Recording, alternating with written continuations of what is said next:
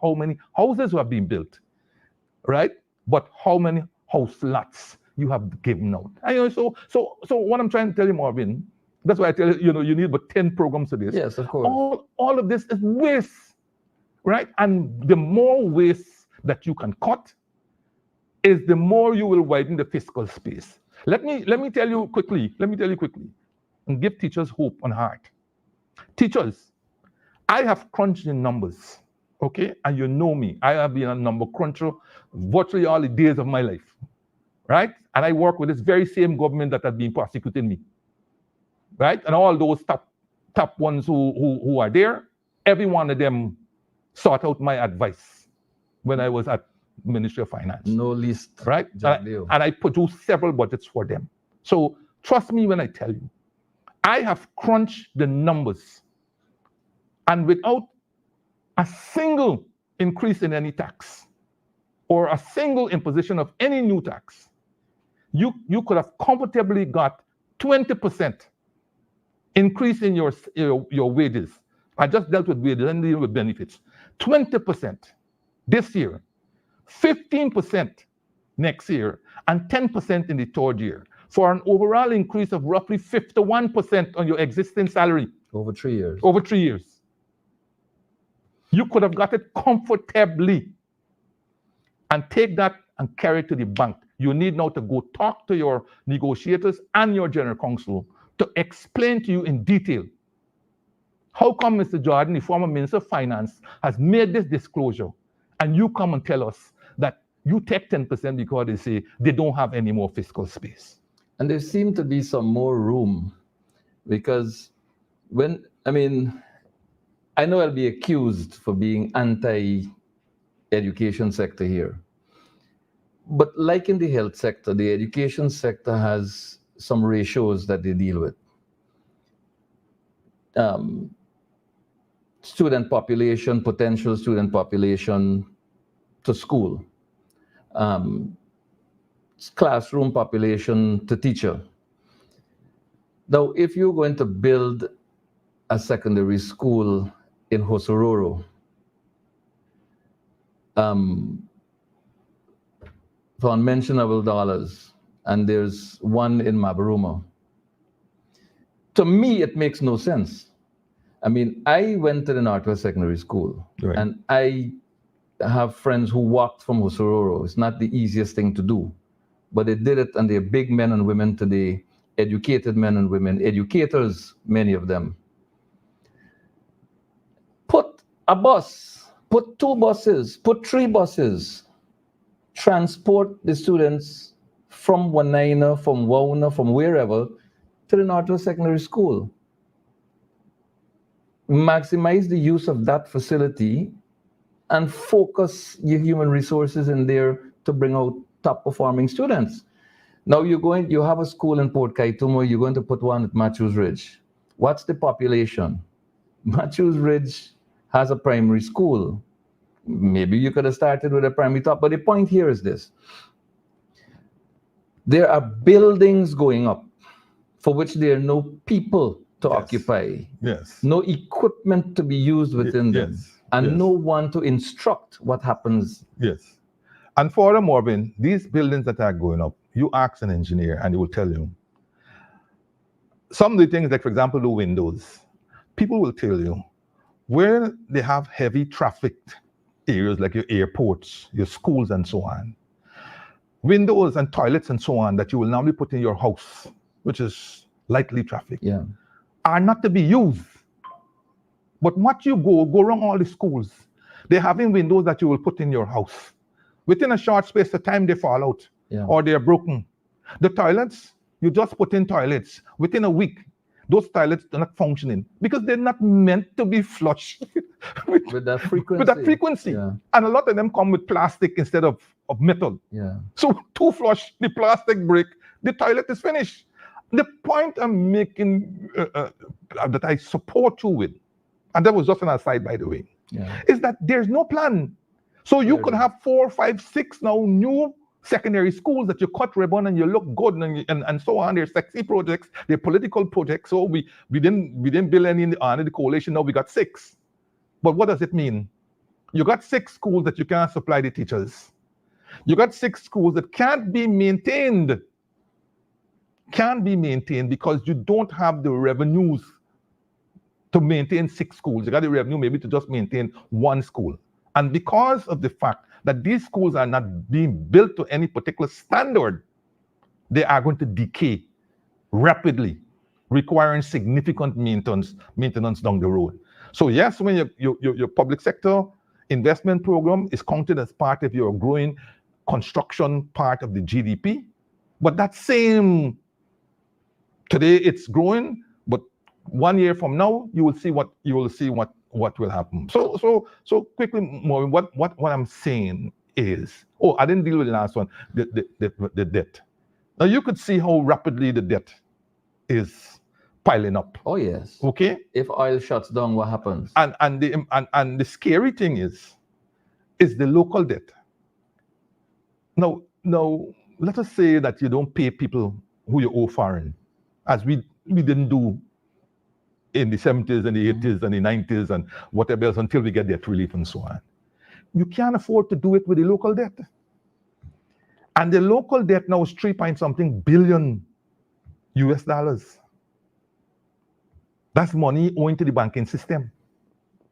That is your little savings in the bank, my little savings, and everybody else's little savings. Me ain't got none.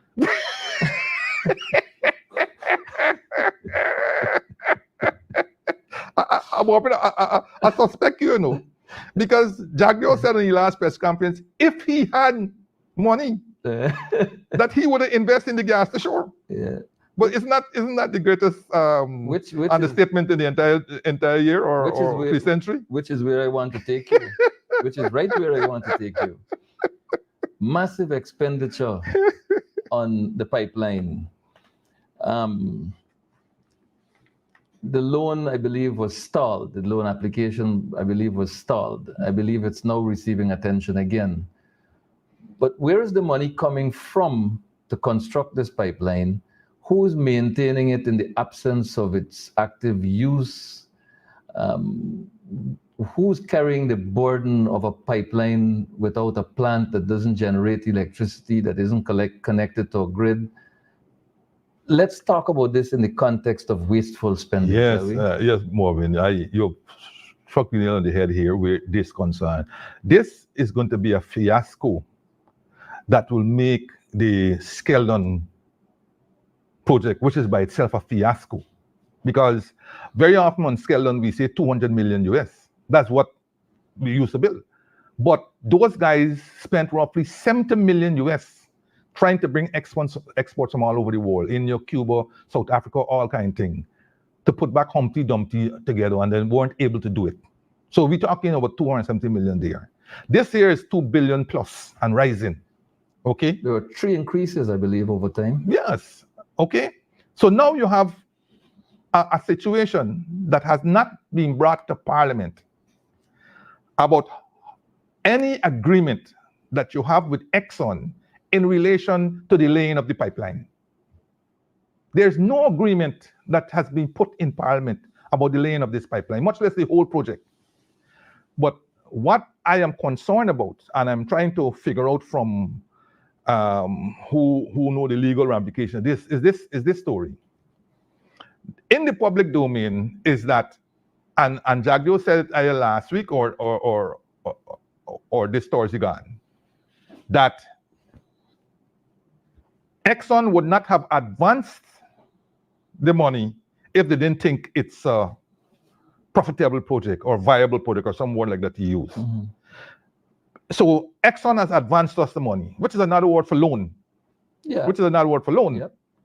If this is a loan, why doesn't it appear in the debt profile of the country?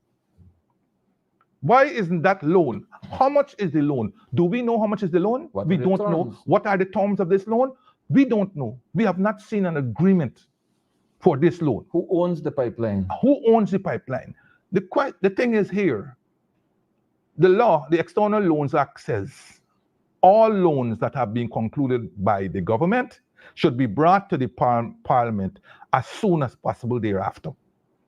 This has been going on for such a long time, to such an extent that they have now completed the pipeline, pumped nitrogen in it, and waiting on the government to put together their plan. And so they have to start getting back. Repayments are going to have to start. Maintenance of the pipeline, they have to be paid for maintenance of the pipeline until the government takes it over. So the question is, why isn't this debt in our debt profile? Where is the agreement? Why hasn't this been carried to the parliament? Have they started back repayment? Where is the repayment coming from? And the other story, I'll tell you this much. The Natural Resource Act that they have 2021, which they plagiarize extensively. Let the public know that. They plagiarize extensively from the 2019 Act, right? They take out the parts that would have think accountability, slash those out, and put in some nebulous thing but board and all kind of thing. When last the board ever report anything? Or met for that matter. Or, I don't know if they meet or so on. I want to know what they meet, what they do. Where's the report? Not that glossy magazine they keep bringing out every once a year with their pictures in high glass and fancy suits and all kind of story. That is not what the board was meant to do. But that's an aside. That's an aside. The part that they plagiarize and put into the 2021 Act, there's a clause there that says the Natural Resource Fund, the resource in that could not be encumbered. Right. It could not be encumbered. And you could not borrow against future earnings, if I remembered well. And you had to define the projects. Right. Fund. But I just sticking with these two because I want to show you the depth, the problems that we're having here. It seems implicitly that the government has agreed with Exxon that they can take as part repayment from our share, our future share, monies to repay for the loan that they give to the pipeline.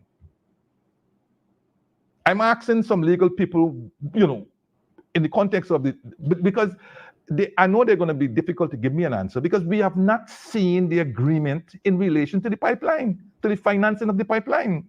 We have not seen that agreement. And I don't know if our MPs, when they go back, if they could make one more attempt to be asking and to imply whatever legal arrangements we have in place to get that agreement. Because for me, something is amiss. Something is amiss. How can you be paying back when we haven't seen any agreement? How can you pay back when this debt does not appear in our profile? And how can you be paying back from our future share when the Natural Resource Fund Act forbids this? And what is going to be the accounting arrangements?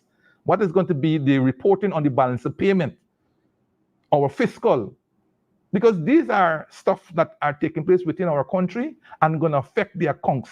It's going to affect the external accounts because foreign currency is involved, loans are involved, foreign currency repayment is involved. It's going to affect our financial aspect. It's going to affect the monies going into the Natural Resource Fund because the monies that will be going into the Natural Resource Fund will be reduced by the amount of the repayment that you have agreed. So I put that out there, and maybe Chris Ram and Gulsaran and all those guys who are good at accounting and so on will see whether I'm making sense, where that this and so on. So yes, so you have all these areas, right? It is unfortunate that as a people, we don't pay too much attention to these issues, I mean, we're so caught up in our everyday, trying to live, trying to deal with the cost of living and all these kinds of things, that many of these issues, but when I say that also, I worry because civil society, private sector, and all those people who are in a better position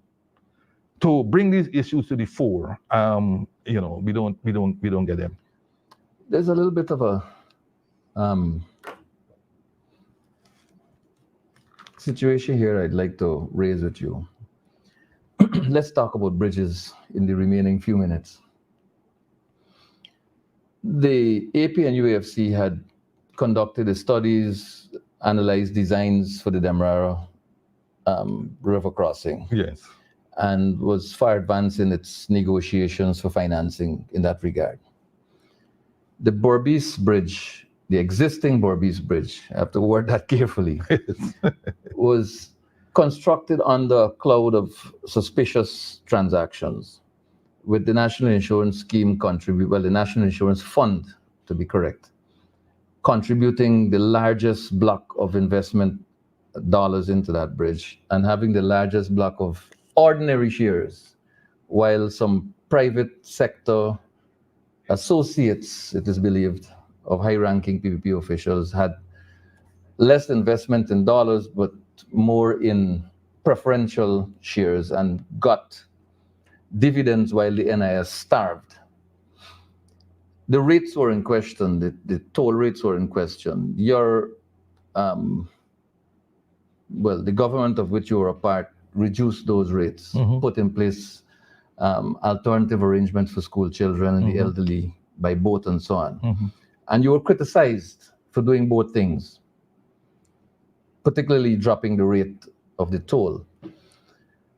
Now, out of the blue, without any studies, and Jagdio says no need for any study, a bridge will be built. They're going to construct a new bridge.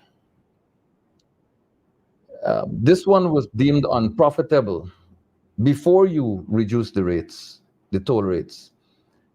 But now they're going to build a new bridge. And Mr. Ali, in his wisdom, says that crossing those two bridges, the new one in Berbice and the new one across the Demerara, will be toll-free. I can't wrap my head around the fact that one remains unprofitable, impossible to maintain without government subsidies. But now the new one that will replace the one that has not yet paid for itself will be toll-free. Help me. Yeah. Let me tell you something, Marvin. When we, quick example as to how some of the things that these people say, you got choice adjectives, but you have to hold your unpublishable. Unpublishable. When the British announced that they were going to give a fairly large grant to the Caribbean, including Guyana, right? Our amount ended up being roughly 66 million US. Okay? One of the projects we put forward was the very one that they're now doing, which is the Linden Mabura Road. Right. Okay. Which they didn't want to do in the first place. Now, the British squeezed us into a very tight timeline. Okay? And if within that timeline you didn't expend the money, then it's gone to somebody else who well ahead of you. So we said Linden Mabura, because we got so many studies done. What do you think can happen? We pressed them and said, listen, we don't need another study. Look all these studies, let people just put them together and so on. They said, no. We will use those studies as background information, but we have to do a study. Yes, there were more studies than Berbice Bridge, but these people who are thing and so on said, no. We will use that as input into the study that we have to do to make certain that this bridge, this road is viable and it meets all the different environmental, whatever standard. And so it took a while. The study was done, they used all these back studies, it became viable, and we were able to get the 66 million US plus 100 something million from CDB to build the road that they have now suddenly taken and said it's part of their transportation network. A road that, by the way, that the Oracle had already indicated that should they get into power, they will drop it. And which the British said, okay, in that case then, the money will go somewhere else. So suddenly it's part of data. But nevertheless, to come now to the Berbice Bridge, to say that you don't need a study because this road had been studied 15, 20 years, this bridge had been studied 15, 20 years ago, is to make engineering and financing and all these different things, throw them through the window, right? Because 15 years ago or 20 years ago, with those circumstances, they're still the same 20 years afterwards. We don't know anything about the river currents, whether they've been torn differently. We don't know about sedimentation. After all, you had that transshipment facility in the Berbice River. We don't know what might have been the impact of that on the river flows and sedimentation and all these kinds of things. right? 20 years afterwards, you say you got to study. I guarantee you, as you and I know, that any study told you a bridge of viable thing will be built in them two people of African descent areas, right? I think one was somewhere by close to Itiko or something like that, and the other one on the other side. But we know where. But this new bridge that they're building not going to go there. Clearly, it's not going to go there, right? The existing bridge, for which when we came in 2015, and notwithstanding all the economic problems we had and financial problems, we stuck to our guns and we reduced the toll from 2,200 to 1,900 for cars, and I think 10% deduction for the other types of vehicles. When they were trying to increase the rate, because what people don't know was that these rates were graduated, and they should have got an increase before the elections in 2015. According to the schedule that they had, they were due for an increase well before the 2015 elections. But the PPP government refused to give them the increase prior to the 2015 for obvious reasons. Yeah. For obvious reasons, because you're already at 2,200. And for I give you an increase, when the Bobbians were balling, and for I give you another increase before that, no. So they didn't do it. So this accumulated increase now. The third increase that they should have got now is somewhere around 2017 or 18. They didn't get it. And we had to put in an order and so on. They went right up to the CCJ, and the CCJ threw them out, and so forth. So not getting an increase, which by 2018 would have been $8,000 something to cross with a car. $8,000 something. I see Brassington come out with something 2 weeks ago, or some letter or something, trying to convince people that there was no significant difference between the bridge and we used to pay for thing. I mean, as I said, it is unfortunate that all these high science and finance is end up in these arcane ways. But there's no way we're gonna allow $8,000 to cross the Boris River, right? So if their viability depending on these graduated high rates, and then to compound that, the expected traffic flow did not actualize, right? It was considerably less traffic flow than what they had projected. So clearly, which we were talking, was a bridge that couldn't make money. But the long and short is this here. Isn't it more than suspicious? This bridge in 3 years' time is supposed to be handed over to the government of Ghana at zero cost. Yeah. Zero cost. Mm-hmm. Even if you decide that a bridge takes roughly 3 years of planning to actualization, and you want to start now, there is absolutely nothing that you must do to negotiate with these people to buy them out. Absolutely nothing. The agreement stands. The agreement stands. If you want to claim that, which as I consider to be high nonsense, that you are going to implement toll-free bridges at the time when the Demerara Harbor Bridge comes into operation, then pay them the toll equivalent to the increase. But don't buy out no bridge. That bridge is going to be yours in another 2.5 years or thereabout. So something is cooking to give their friends significant sums of money for a bridge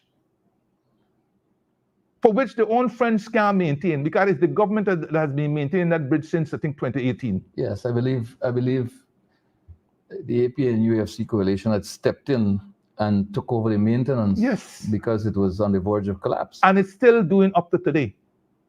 It is still doing up to today. And that should be a liability to the owners of the bridge. Correct.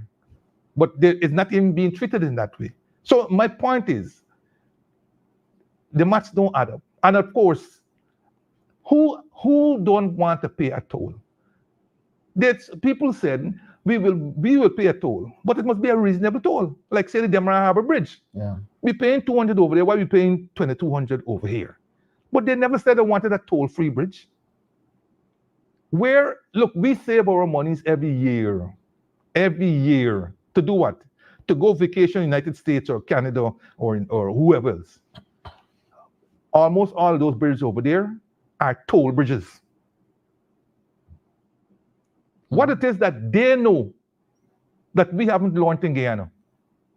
We are building these bridges using, I hope, well, I would think, natural resource fund money. And we can't turn to the natural resource fund to maintain those bridges. We're hoping to maintain them from revenues from taxes. Not from toll, from taxes. You see what is going to happen down the road to when the public servants can get salary increase? But pardon me, but is that not a form of taxation, a toll fee bridge? Yeah, yes, tax because burden? nothing in this world is free. Even the air you breathe. Nothing is free. Every time they put out something free to you, somebody else is paying. You either paying directly or indirectly. If I give GPL a subsidy of $20 billion, that is $20 billion less available to pay salary increases, to pay something else, to help athletes train so that they could become Olympic standard and so on. And also, it takes away the consumer sovereignty. The consumer is sovereign, the right to make your own decision. The government is taking that away from you and making the decision for you. And as the government makes the decisions from you, they are making you dependent on them. Let me show you quickly. Taking away the toll from the Wismar Bridge. Currently, part of the revenues from the Wismar Bridge goes to the mayor and city council of Linden.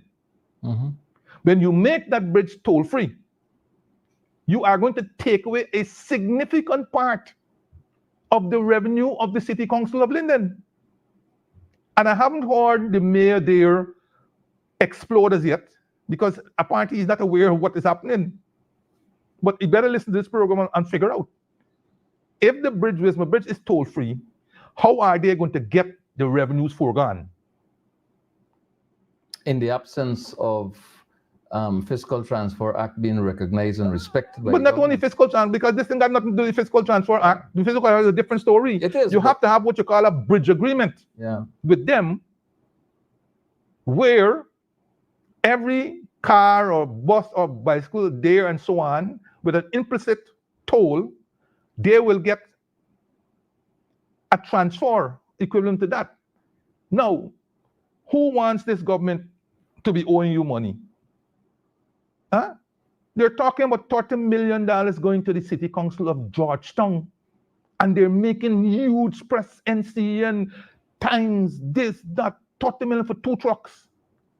Marvin, you know how much money we give to the City Council between 2015 and 2019? $1 billion $1 billion Ghana dollars. Plus, and that doesn't include direct transfers to sanitation companies. But $1 billion went directly And then you to the funded, Georgetown City Council. you funded the cemetery cleanup and all that. And we funded the Higgs Bush through Landfill. loans from IDB and so on. We paid for all of that.